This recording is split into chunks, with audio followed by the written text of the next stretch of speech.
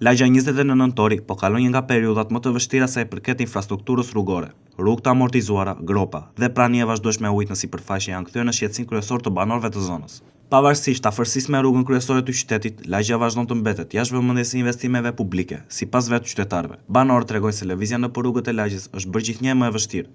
Gropat e shumta, disa prej tyre mjaft të thella, rrezikojnë jo vetëm automjetet, por edhe këmbësorët, veçanërisht fëmijët edhe të moshuarit. Në disa segmente, asfalti është zhdukur pothuajse plotësisht, duke zëvendësuar me sipërfaqe të çrregullta me balt. Për këmbësorët, situata paraqitet edhe më problematike.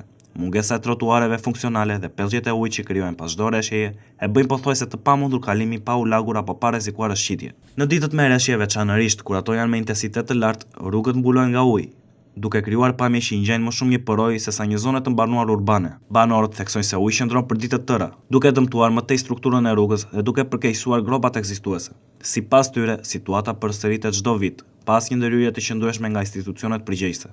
Ironikisht, lagja ndodhet shumë pranë një prej akseve kryesore të qytetit, e cila ka përfituar investime dhe rikonstruksione vitet e fundit.